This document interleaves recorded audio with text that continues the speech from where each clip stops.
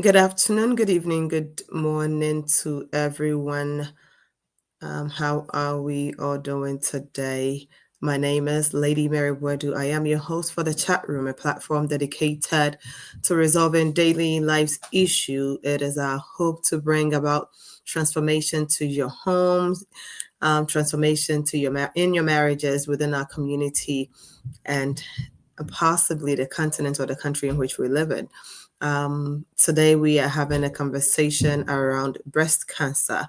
As we all know, this is the month of October, and October is dedicated for breast cancer awareness. And last week, we did have Dr. Gloria on, who did justice to what breast cancer is, and we had a lengthy talk about breast cancer.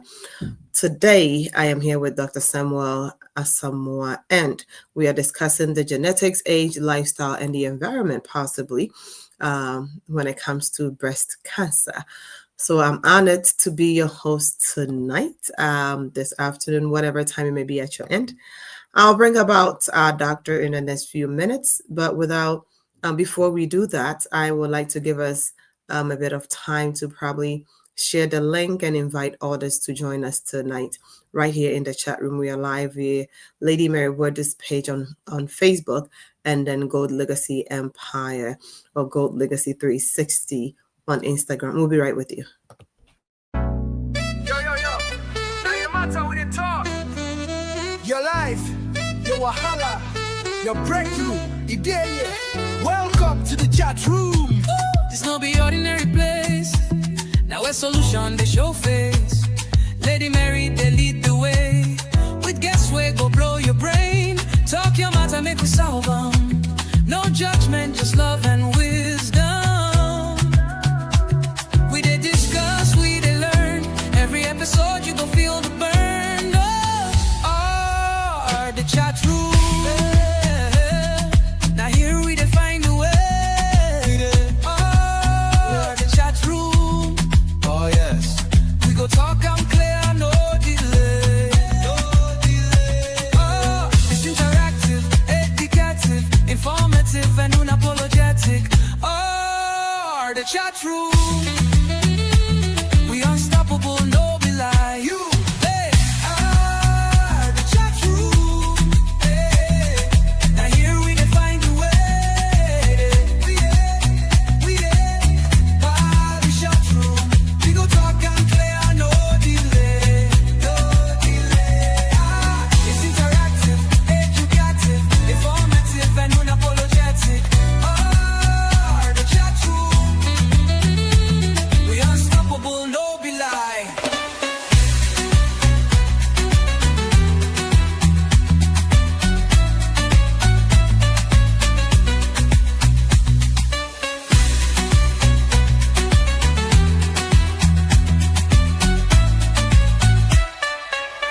Oh, the chat room.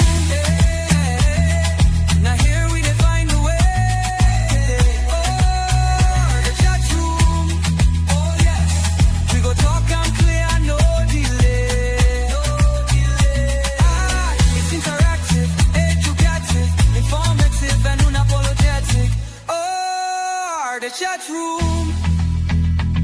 We unstoppable, no be lie. You.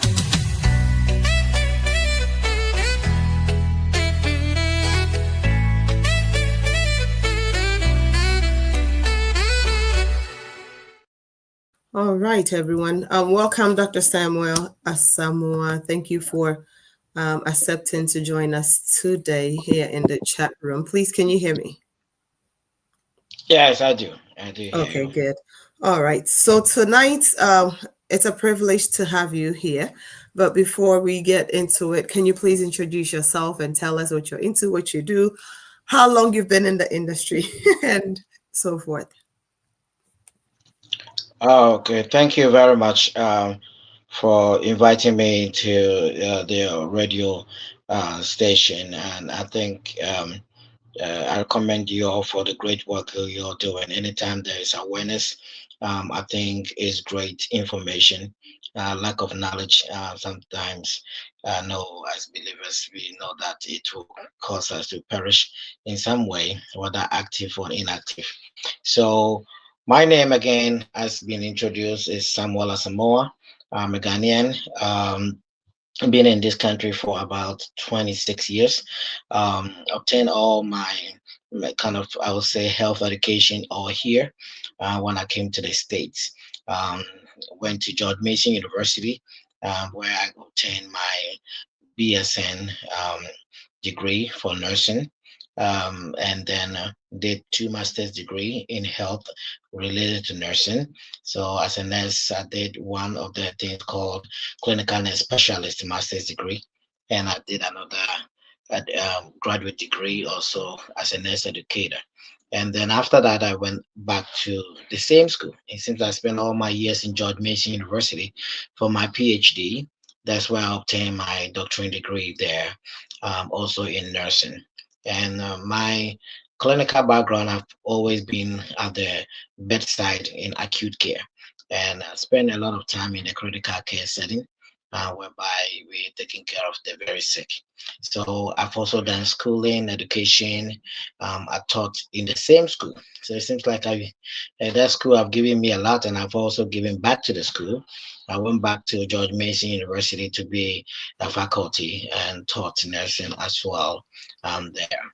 I'm still right now in the neuroscience world. That's where I mostly practice in the ICU there. So mostly anything related to the brain and all kinds of things with our brain. We do care for that. And then recently I joined the VA, which is a new job that I'm doing with endoscopy, taking care of our veterans. I once wanted to go to the military, but I didn't get in. But I find a way to serve. So I'm serving our veterans now, and that Nice. is a way we're also giving back to the country for all of those men and women who have also given their life to save us. Yeah. Service to the country. Wow. Okay. I know if my wife hear this, you will not be happy that I didn't introduce my family. So I was chipping that. And I'm a family man.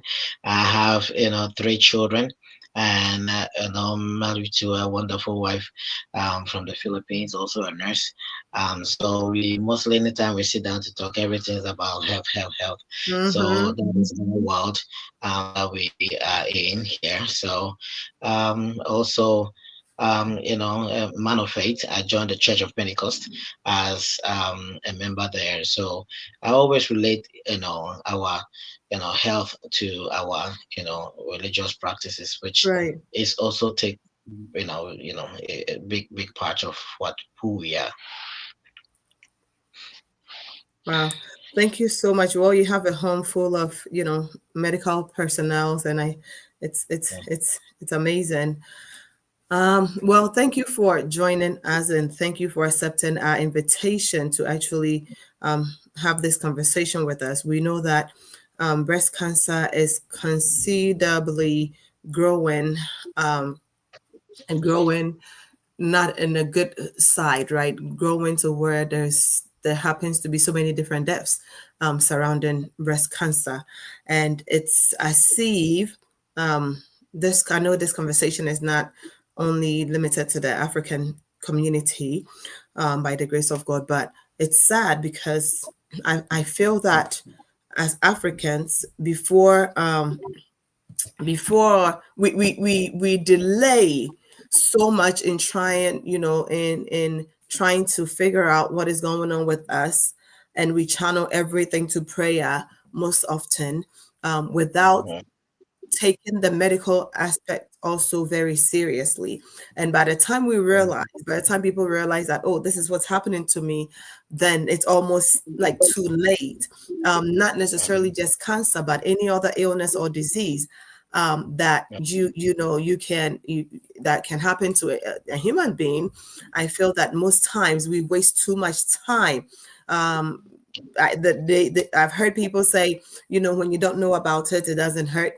I've heard people say the moment you find out what you have is like, the damage happens so fast, rapid when you find out. But I don't think that is true. I think that rather when you find out what is happening to you, then you can take the necessary steps, towards maybe changing your eating habit, exercising and whatnot, so that you can properly tackle this. I feel like the earlier you know, the better, rather than when people say, oh, as soon as you discover, then it's like everything, you know, all hell is breaking loose. Anyway, so that's my two cents. My background is in health and human services anyway, so not so much of the Right. clinical settings, but at least, you know, I I have some knowledge there.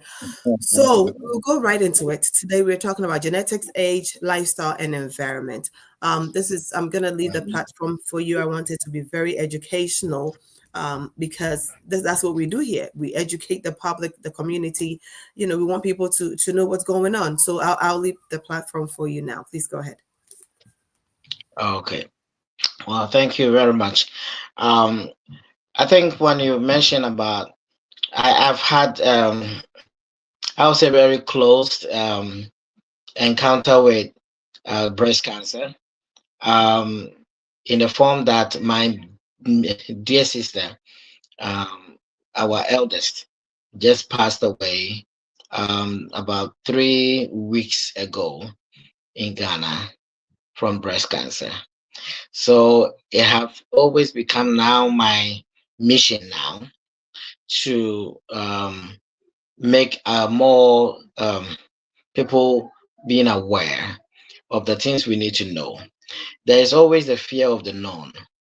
And as you mentioned that some people in our community sometimes say that they don't want to know what they need to know because they think that if they know what they need to know, it will even kill them more faster than knowing it. And I think you said it better. But it's good to know because getting to know some of these things, if you get hold of it on time, you can actually live a very meaningful life.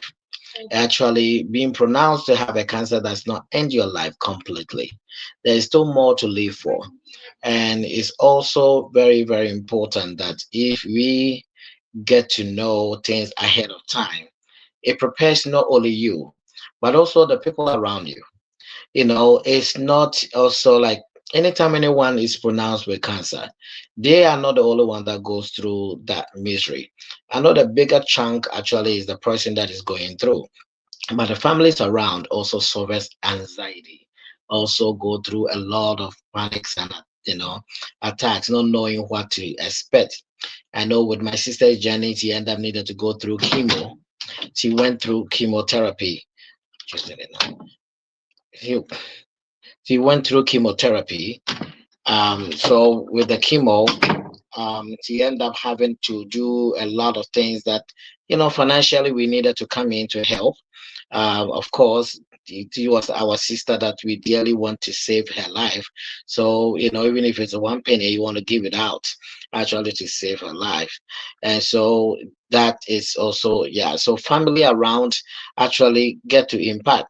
And even your job, some people, their job, they become like the pivotal person in that place, that if you put things in place, sometimes you can get help from your job and the people around you.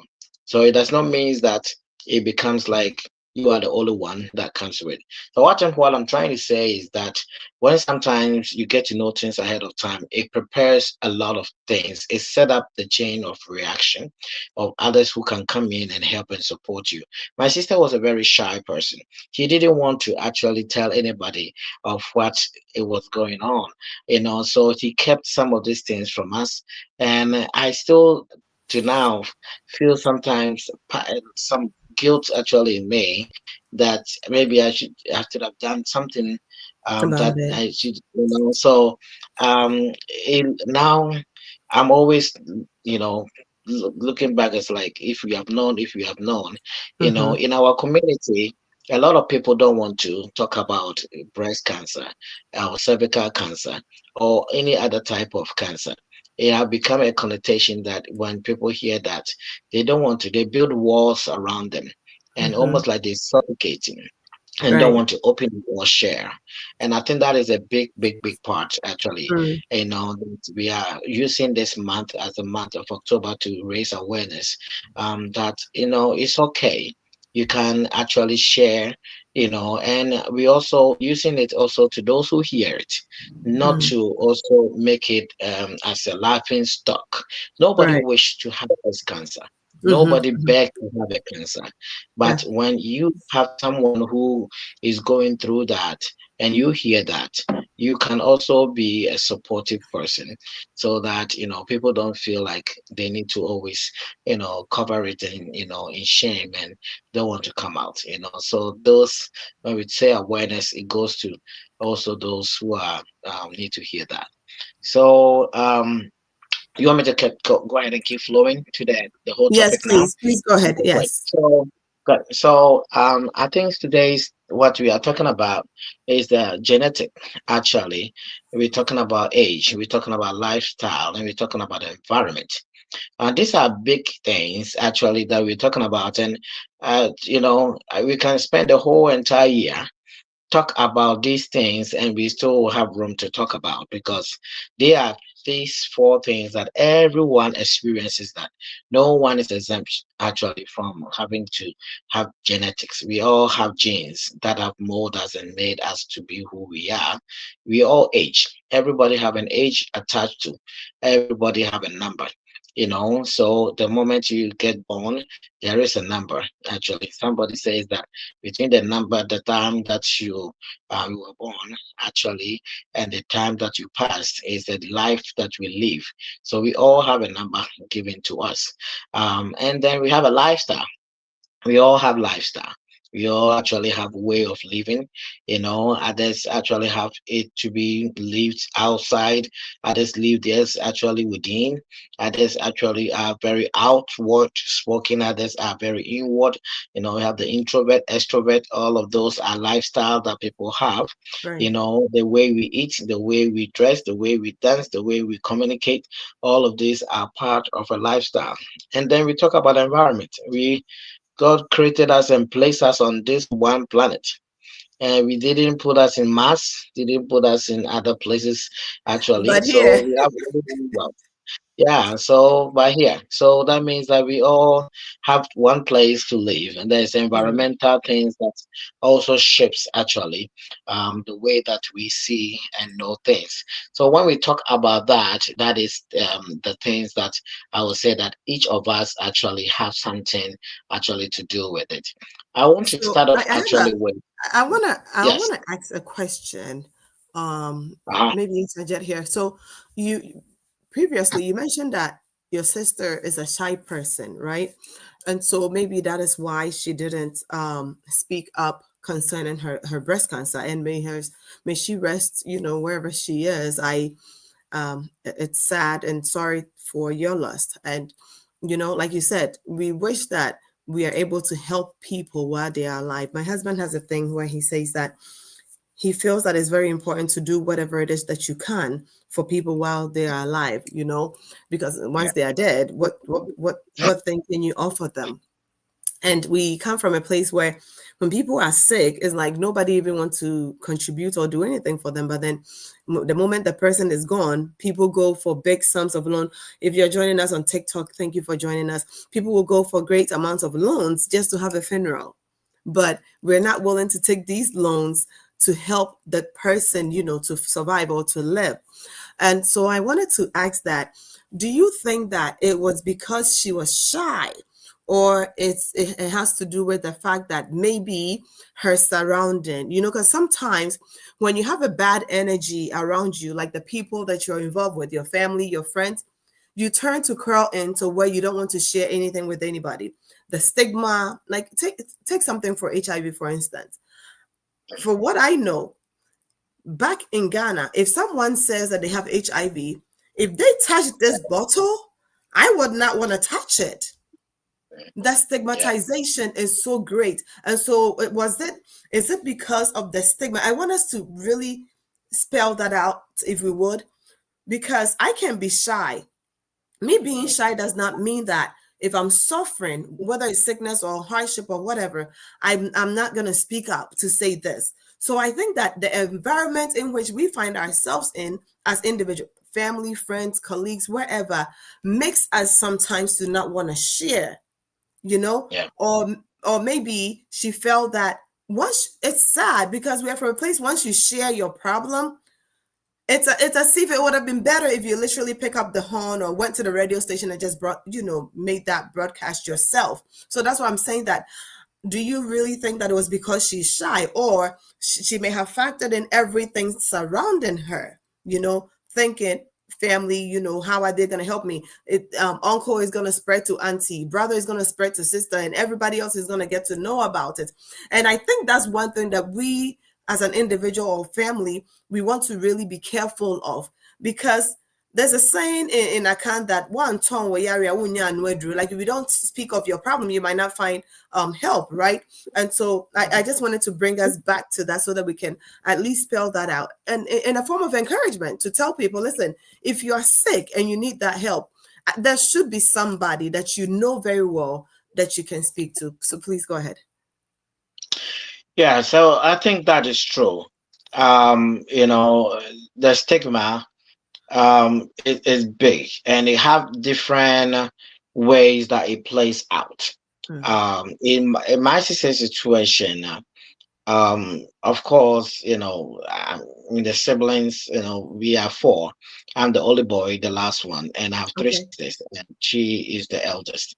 And so we were, she talked to everybody, Okay. and I think, you know, even she has, children that are in healthcare. Even they have a Right. doctor who's, one of the kids is a doctor, Okay. and so I think there were a lot of people that could have been disclosed to, but I would say one other thing also, that when we spiritualize everything Everything. Mm-hmm. and we become more like, Mm-hmm. yes, I'm a believer, Mm-hmm. I can fall into sickness, but that does not mean that God have actually given up on me. Mm-hmm. So I need to just always, yes, the same God who have also given health people knowledge and wisdom and understanding and all these science and whatever breakthrough somebody have getting in science,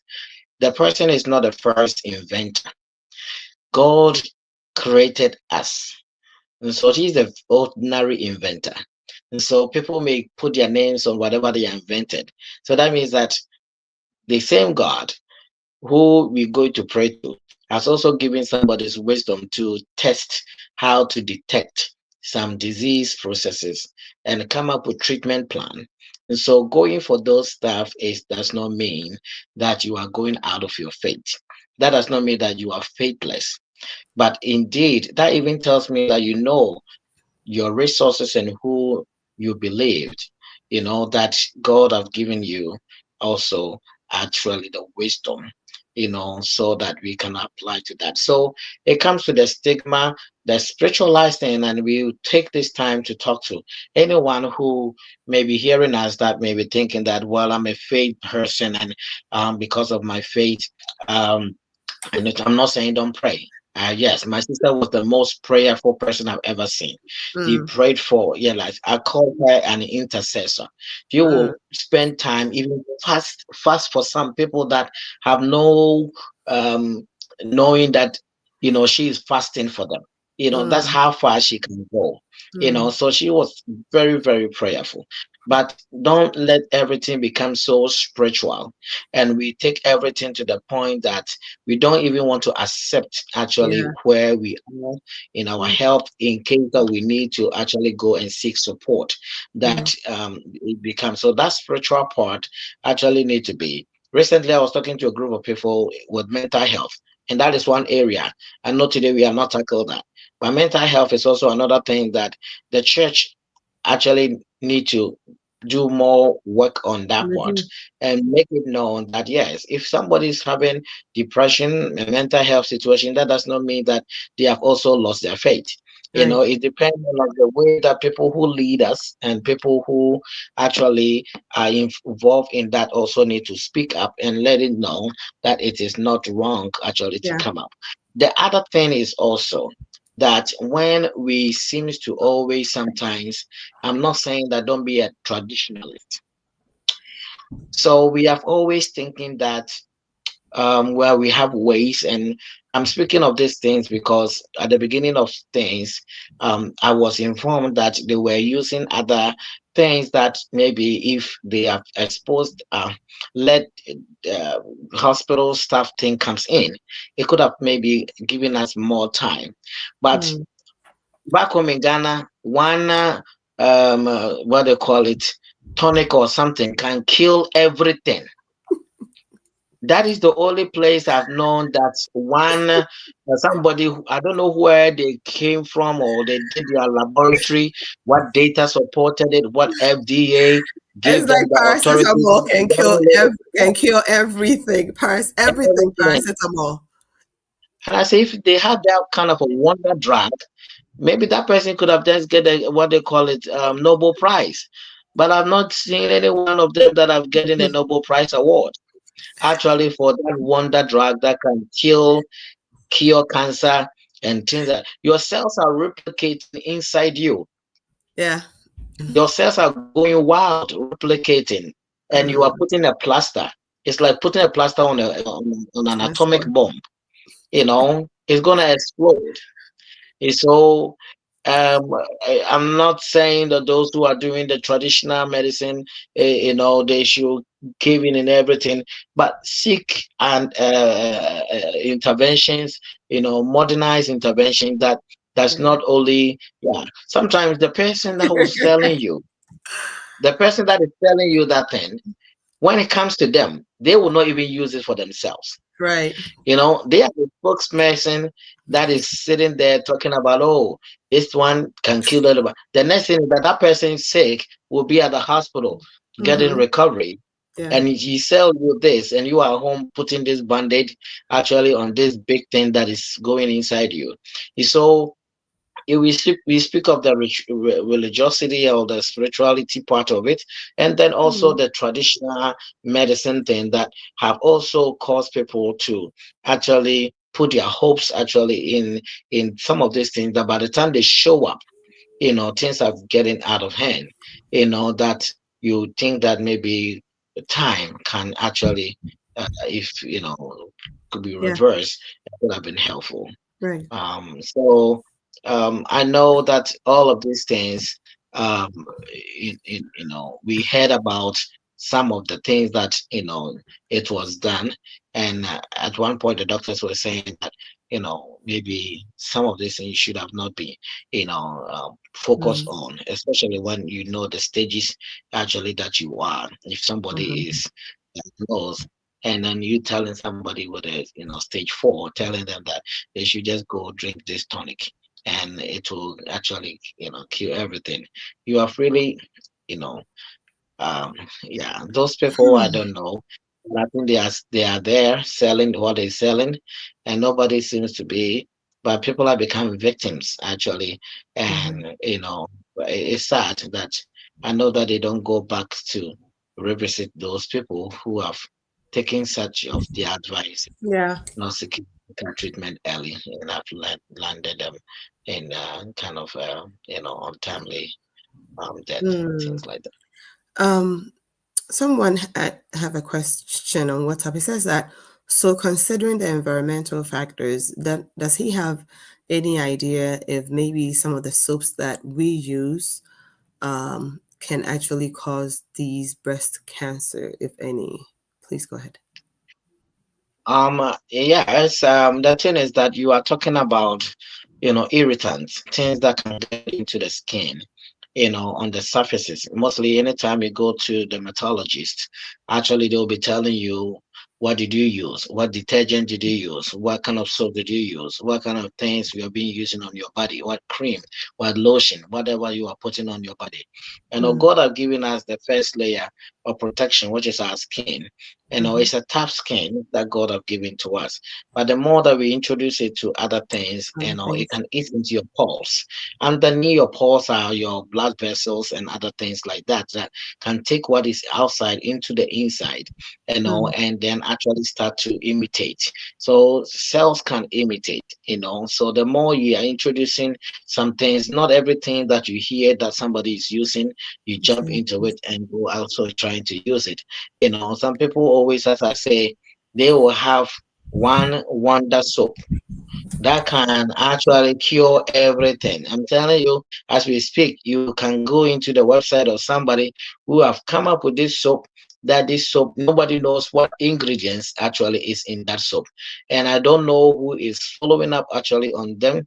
Maybe that soap may not be good for you. So sometimes you may have something called traits that it may be there, but it's not dormant. It's there as a dormant. It's not actually.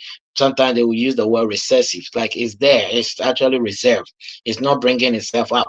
But if you introduce yourself to some of these things, actually, then that's how things sometimes can put you into, immunocompromised, and then, compromising your health, and to the point that, you start getting other things that were. So some things of that, of course, we all need to get vitamin E, which help us repair our skin, our tissue, when our tissues of the skin start to break down, so that we can always get it. But the more you continue to use actually things on your skin that you don't know, you have nothing to do with it, and it starts to break down. Yes, there's those things. So when we talk about that, you may not say that it is directly linked, but we are talking about anything that can cause the body to be altered. When I say the altered, that puts body not in the best shape to be able to fight what is going to come against you.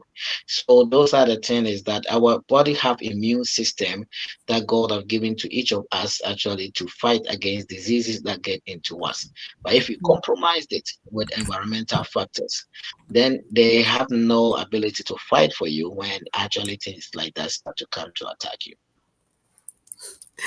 Okay, I have an interesting comment here. Thank you so much, Doc, for that explanation. Okay, so someone is saying that you just touched on vitamin E, which is essential. Then how so? How so is it that most times when Africans are prescribed a vitamin, it's as if though we are only prescribed a vitamin D all the time? Yeah, the D is also good. You need it. You need the sunlight. You need all of those stuff. The best one you can get is it from the sunlight. Somebody will be saying that then the Africans should have been getting all the best vitamin D. Mm-hmm. But that does not mean that you expose yourself to the red actually and get also skin cancer from there. So you also want to expose ourselves to the light and get the best of that. Some of these vitamins actually become something like a propeller, you know they actually may propel the skin to the point that it can actually do is the breakdowns and the repairing and all of those stuff. The cells actually regeneration, it go through a whole process, and Mm. some of these vitamins are just part of the ingredients that are needed. They are not the only things that are needed. You need things like zinc, you need all of those things that you need for your skin actually to come together. And so it's not all of those stuff. So that's why when we're talking about essential vitamins and nutrients, we are not just saying sometimes just focus on only one thing, but the rest of them are all important as well. Yeah. So when we say the vitamin D, most of the time, especially, I realize that um, I go to work from 6 a.m. I'm inside the office. By the time I get out of the office, it's 7 o'clock. I see barely no light. So I'm almost becoming vitamin D deficient actually, and it Yeah. start actually, yeah. So those are the things that, yes. So as you take vitamins, sometimes the doctors actually will say that maybe the ones, that's what we do, blood work, we do all of those things to see actually those vitamins that are not there for you, that need to be part, yes, you can actually use them, so eating foods and things like that, that can also, gives you vitamins, are also very important, so that's, I think, if I can best answer to your question, that I will say that is that, so we don't want to just say that we all need those essential vitamins in our body. Sometimes if you don't get it naturally, you need to then take supplements actually of that. Yeah. So that, yeah, yeah. And not all of the vitamins sometimes breaks down into what then the outcome actually, I would Yeah. say the end product is gonna be. Some people, yeah. So it will marvel you that somebody's like, I keep taking all of these things, but I'm not seeing anything. Yeah, Hmm. it's not one.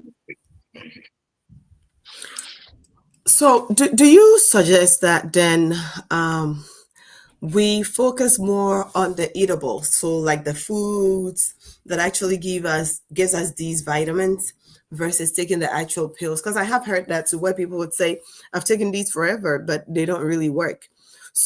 Do you then suggest that doing it by the way of eating them, like real food, where people talk about spinach and the rest, versus actually buying these pills of the internet or in the stores?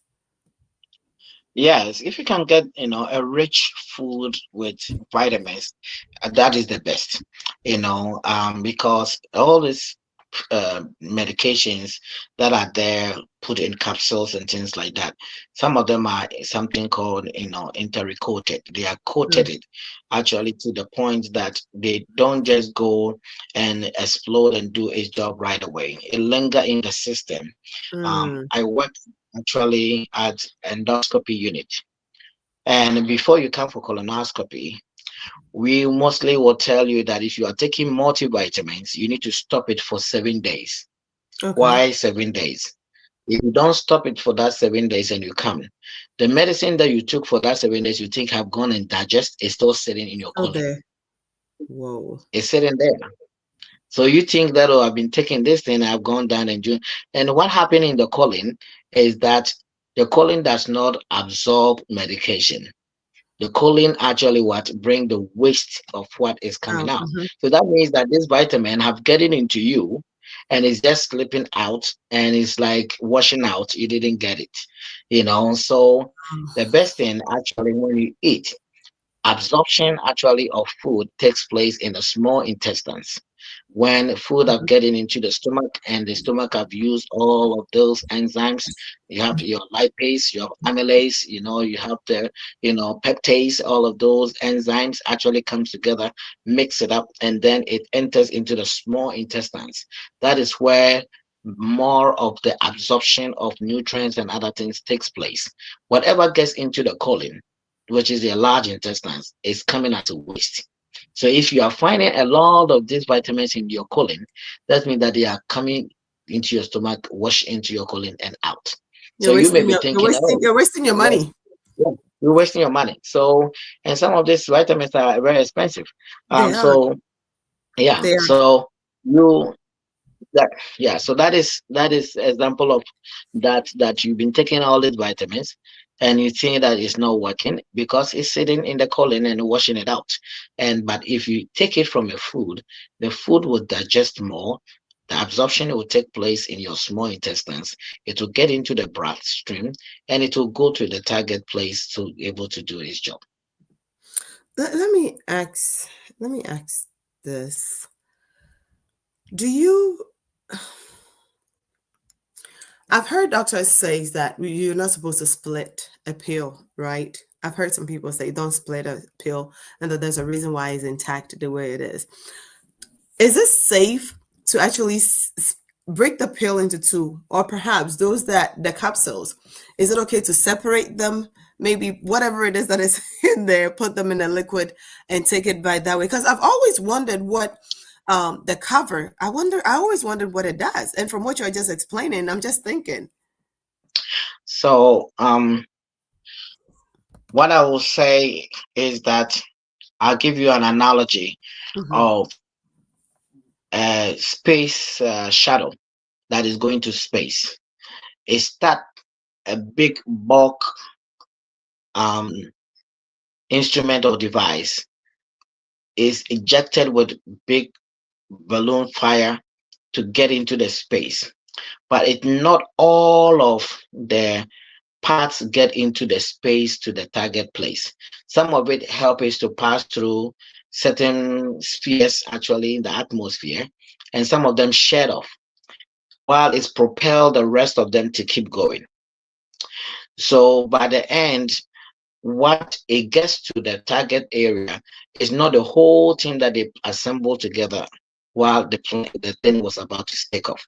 Similar is what happens when medication of that sort have taken place. So when a medicine is taking place, pharmaceutical companies actually have a way that the end place of this is gonna end up in this specific area. So we don't want it to start breaking down in the mouth when you take it inside your mouth. We don't want it to start breaking down in the stomach where it's not meant actually to go break down. So they will sometimes then we call it enteric-coated.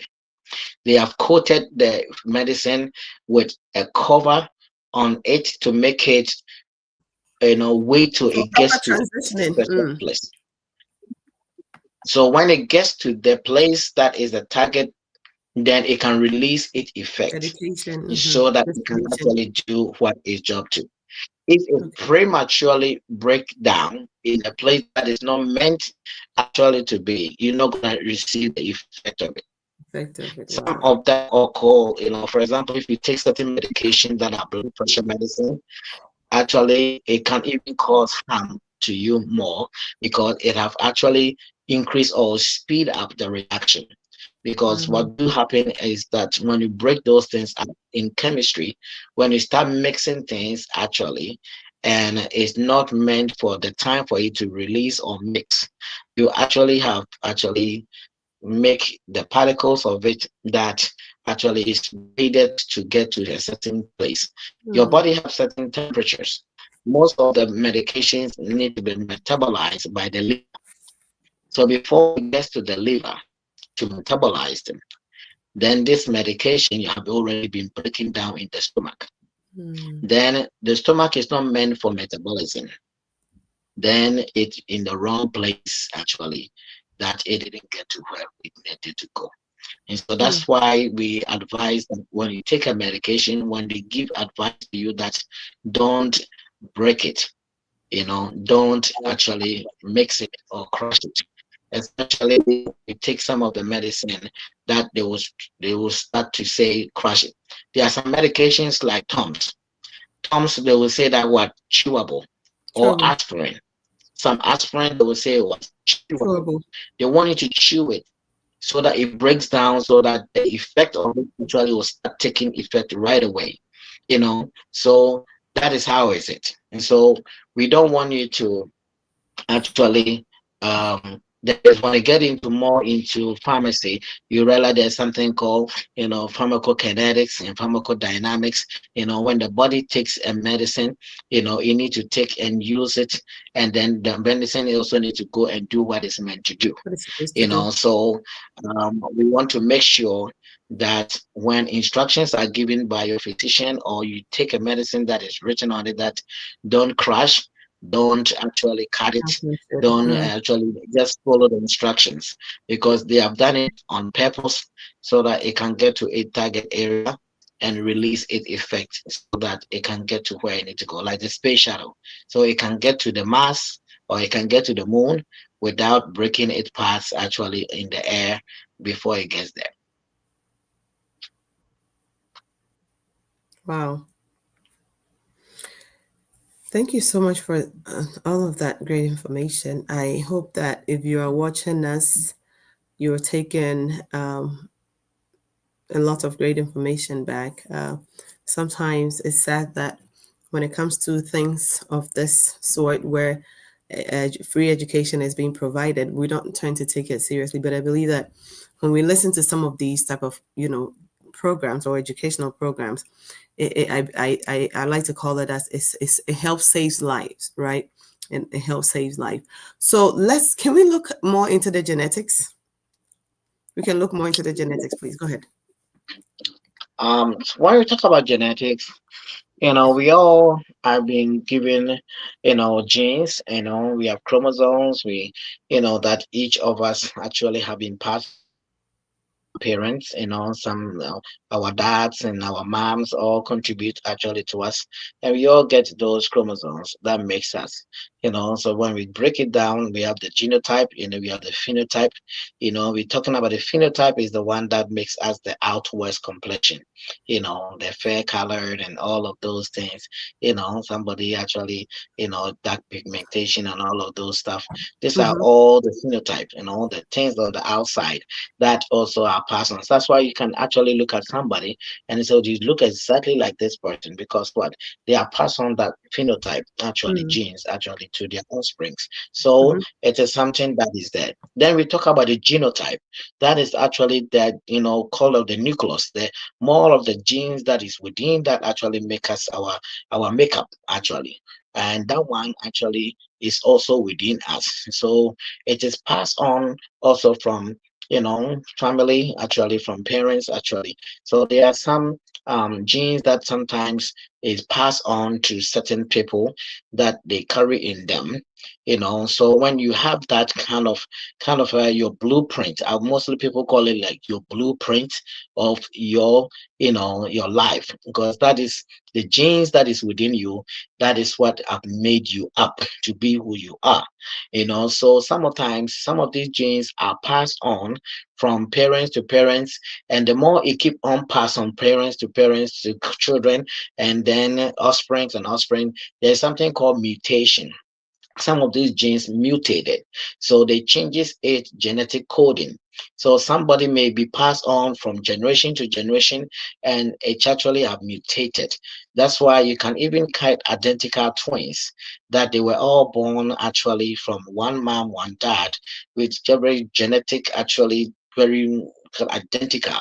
But what happened is that over time they will have some mutations in them, that one person gene can be mutated. That means that there are some changes that have taken place that have caused the genes to change it, actually its DNA or its nucleus, to the point that maybe when that person is passing on to the next one, it's like when I remember when we were in the classroom, they made this experiment that the person at the back will be told something, and then he need to keep telling everybody to the point that the one on the front will be the last to hear it.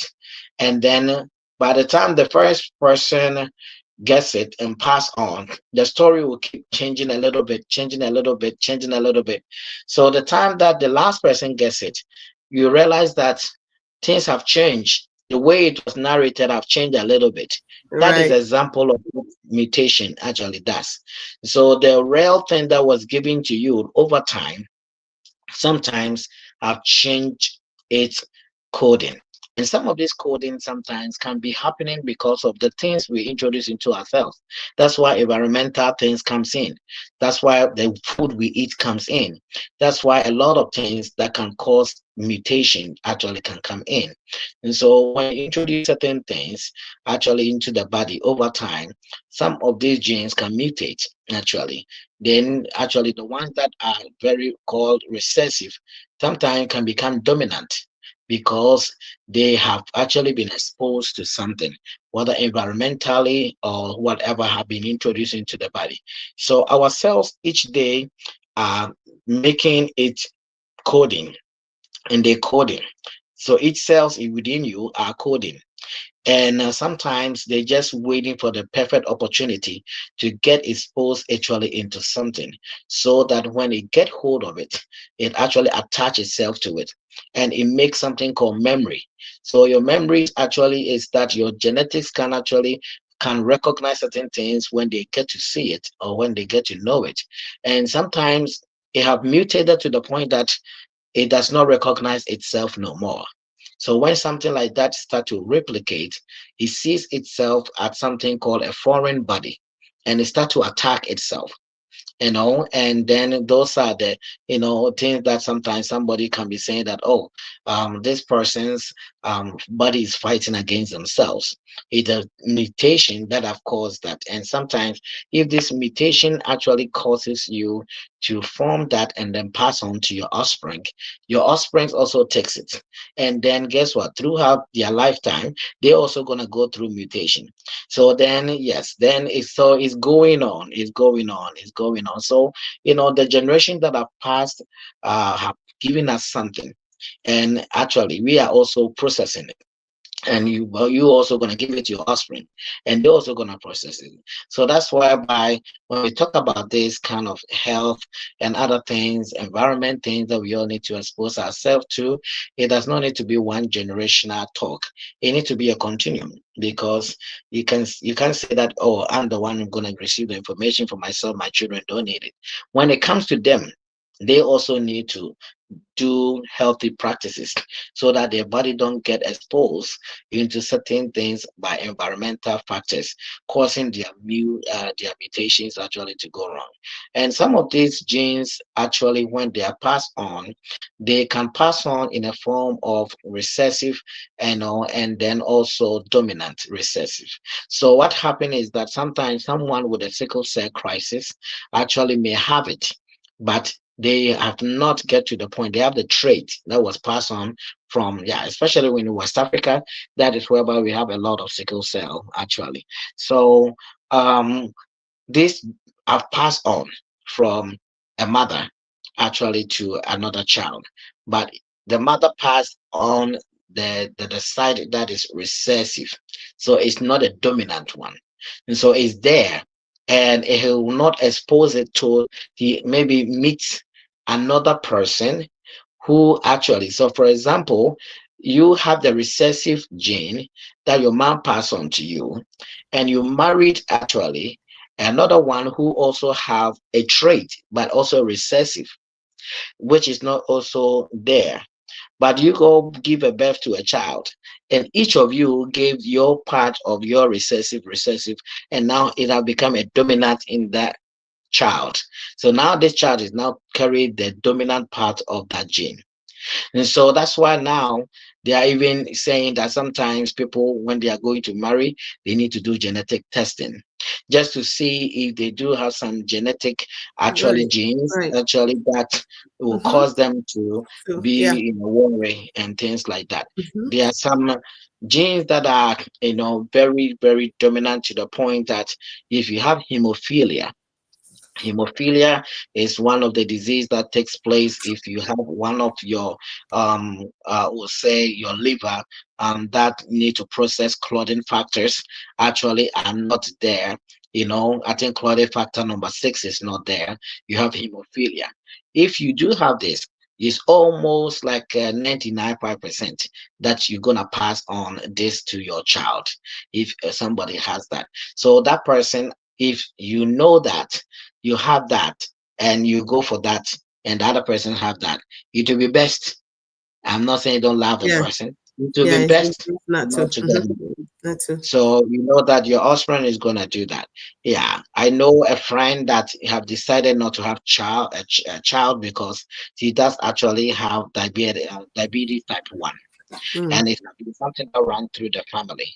And so she said that, first I didn't know that. So I feel like, oh, very nice. Well, when are you having kids? I don't know. I don't want to have kids. So at first Mm. I thought I was like, Yeah. why you don't want to have kids? And so this will put me aside and say, you know what, this have been passing on from my mom to my sisters, my head. We all have it. I don't want my child to get that. And so Oh. she making the decision not to have a child because of that. So there are some genes that are very, Wow. very, very dominant that when you pass on, that can actually cause your offspring. So those are the genes actually that we all carry. So somebody may say that if I have that, that does not mean that I'm cursed actually, and I'm not going to be able to live the life thereof. You can still live the life actually thereof. It's just that you want to do other things to make sure that you don't place those environmental things that you can control. There are things that nobody can control, that's your Yeah. genes. By the time that those genes were put together, you were not there to say that Right. I want Right. this, I don't want this, I can pick and Mm-hmm. choose what. You were made up and you have that. What we can control are the environmental things. We Yes, can the control mental our factor. lifestyle. Yeah. We can control our age. No matter what you're going to do, you're gonna age. But there are certain things that if you do well, it can actually bring down the way that you age more faster Mm, than actually. Yes, So those are the things that actually you can do actually to kind of help. So when it comes to genes, and if it's related to what they call the breast cancer have something called BRCA1, BRCA2. African Americans have more of that. So that's why sometimes your ethnicity also comes in when we talk about this genetics, actually. So African Americans seems to have BRCA1, BRCA2. Those are the genes that we have actually know that when you have breast cancer, some of them, especially the African Americans, have more dominant actually of that. dominant. And they have been seen to pass on from generation to generation. So sometimes if you go do genetic testing and for example they tell you that you do have BRCA1 or BRCA2, that does not mean that you have the breast cancer. You have it, but you need to then actually what do a lot of things actually to help show that you don't Health. get to the level of developing that. That include what careful assessment of yourself, eating Mm, healthy, and then doing your mammograms actually, and doing all of those things that actually can make sure. I have a friend that the family have BRCA1, and also the sister have BRCA2. So what he did was that he went and removed everything. mm, So you remove the breast, you remove the ovaries, and all of those stuff, so that it kind of put her actually in the position not to. I'm not not to. saying that everybody will do that, okay? Right. This is not, yeah, but you do things to protect yourself when you know you have something like that, Mm, So that is that, exempt from drinking alcohol, actually, smoking and all of those things that can sometimes exacerbate mutations actually of cells and things within you. Then if you know that you have those things, you don't go there. You protect yourself actually from all of those stuff. Yeah. amazing conversation. Thank you so much for again giving us your time here in the chat room. There's a topic that I would love to see if you and your wife would be available for, but I'll run that through my manager who is Collins, and then we will see how best. I think I'll give him the topic. It will definitely be worth it. But we appreciate you. I want us to touch on one thing. There's a comment here that I want us to touch on. But before we do that, I want us to take a quick commercial break. And we want to thank each and everyone that's actually taken the time to listen or to watch us this evening here in the chat room. We are discussing breast. We're still on the subject. Breast cancer is a breast cancer awareness month. And tonight we are looking at genetics, age, lifestyle, and the environmental when it comes to breast cancer. And I have with me Dr. Samuel Asamoah tonight. Amazing, amazing. Lots of great information. And as you can tell, he is definitely insightful. We'll take a quick commercial break and we'll be right back with you. Yo, yo, yo. Now your matter with the talk. Your life, your wahala, your breakthrough, idea. Welcome to the chat room. This no be ordinary place. Now a solution they show face. Lady Mary they lead the way. With guess where go blow your brain. Talk your matter make we solve 'em. No judgment, just love and wisdom. We they discuss, we they learn. Every episode you gon' feel the burn. Oh, the chat room. Now here we define the way. Oh, the chat room. Oh, yes. We go talk and clear, no delay. No delay. Oh, it's interactive, educative, informative, and unapologetic. Oh, the chat room. We unstoppable, no be lie. You. Thank you so much for giving us your time, everybody. Doc, someone is saying that we talked about, I asked about the bathing soap earlier on, and someone is saying that um, Africans actually happens to bath too much. It says that your parents will force you to even bath twice a day. And to him, he thinks that is excessive. It says, do you think these factors can contribute to it? Because let's say if your skin, if you're allergic to something in the soap and you don't know of it, and you're using this item, soap or lotion, body lotion, like, twice a week, twice a day, excuse me, then what are the chances of um, you being exposed to these diseases? Please go ahead. Yeah. So yeah, that is true. I think my parents will hammer you. They even tell you not gonna sleep in the room if you don't take a bath. I always hammer my kids, take a bath, take a bath. Almost like when they hear me voice is like, oh, there goes that, that again. Yeah, our body produces its own oil to actually smooth and actually, but it also, the thing is that when you take a bath, the excessive oil on the body also sometimes it goes actually into the pulse. The Mm, pulse actually are there. We the thing is that the body need to shed off sometimes some of these things through the pulse. The pulse actually need to open, but if you don't actually take a bath, or sometimes you for a long time you have not taken it, this pulse actually get closed up. right. Sometimes people, sometimes skin can be very very also what dried and things Mhm. like that, because the oil things actually on the body, things are not flowing actually the way they are.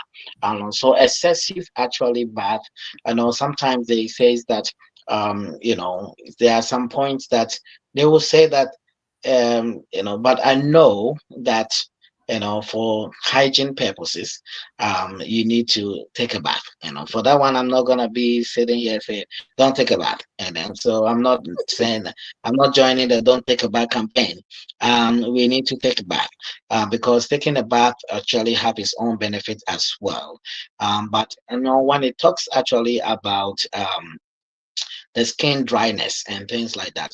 Somebody that may have, I think my son have eczema, so we went through a lot of skin products to the point that, they were telling us that we don't want to make the skin actually super, super, super dry. So the thing is that we need to also be very careful as we do.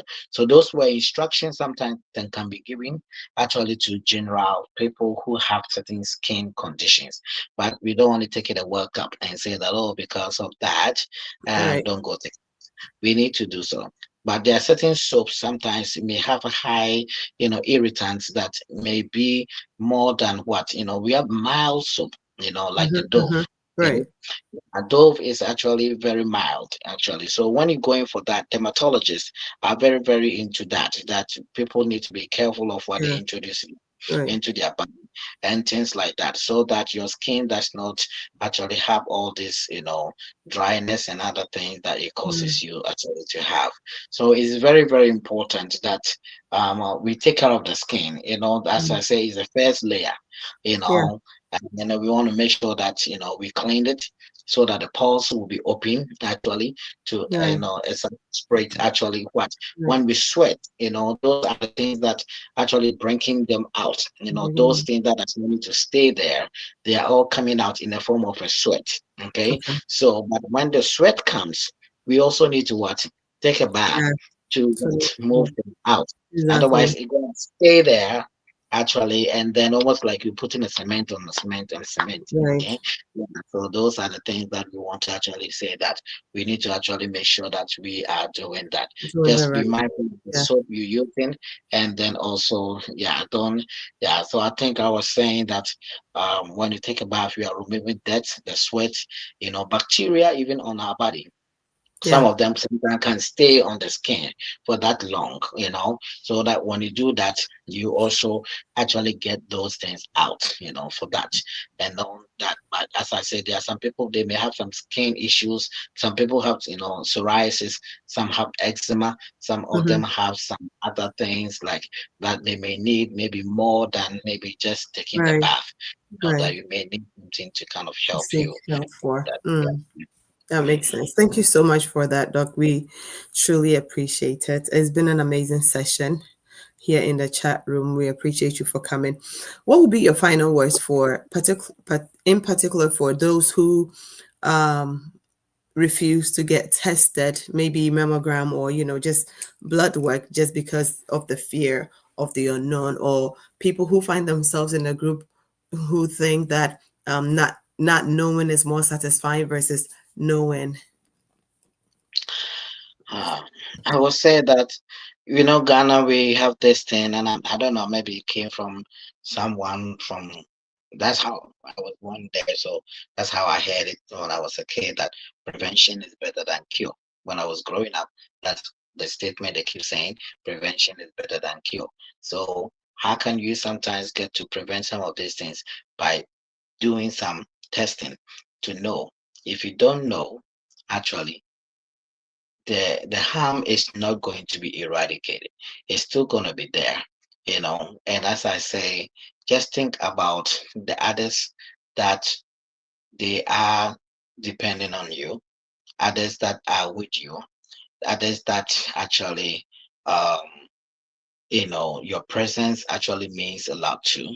And we may be thinking only for ourselves when it comes to some of these things. So whatever that is within, if you don't expose it, it's not going to go away just because you're not knowing. And the thing is that there is a higher percentage that if you get to know it, you can have a road to recovery. You know, I always say something, term that you discover to recover. You discover to recover. Without the discovery, there's not going to be a recovery. So how can you do the discovery? The discovery is going to come in the form of going there to do that blood work, going there to do that test. I know that it may cause you to think about it, that it may cause you to, weigh on that. But whether you know it or you don't know it, things are still going to happen. It is them advantageous to do something about it and Yeah. then put things in place. That is the Right. thing that is very, very important, that you have control Yeah. instead of you not being in control. Yeah. Because when you do, then you have control for able to what control and detect actually the how am I going to be Right. lived moving Yeah. forward. Yeah, Makes sense. so yeah, I will say that please, please, don't let social media or what you hear or other things actually cause you not to go for Right. checkups. And I know our men are the West. I'm one of them. My wife Vivian will be telling me go check up on something, and then they are always making appointments for us. So, the men are we don't do good work. I give more applause to our women who Yeah. always actually, I will say that, and it is true that they say that if you educate a woman, you educate the Mm-hmm. whole nation. You Nation. educate a woman, you educate a person. But Yeah. if the woman actually takes, the things, you make sure that we go for appointments and other things. We have a lot. People have insurances. They are not making good use of it. They are Yeah. not going for checkups. Yeah. As a woman, actually, your mammogram, your pap smear for Very cervical important. cancer is also another thing that you need to check. Yeah. So it is very important that we do this awareness, go for these checkups, and Yeah. get control. So just put it in this way that you want to be in control instead of Mm. you being in control. Right. And Yeah. You going want to to be check in charge. someone gives you the more of that, that you have the control of able to Power detect. to. Yeah. Thank you so much. We appreciate you for coming. It's been a blessing. Thank you for the educational, the teachings and the conversation we've had here tonight. Like I said, I will speak with Collins and see what our next topic will be. We appreciate that. Thank you so much, sir. Have a good night. Thank you, everyone who tuned in. Thank you for sharing. Thank you for your comment. We appreciate you. Without you, we would not have any chat room conversations. And this is where we end tonight's session. Thank you so much for tuning in. Yo, yo, yo. Now your matter with the talk. Your life, your wahala, your breakthrough, idea. Welcome to the chat room. This no be ordinary place. Now a solution they show face.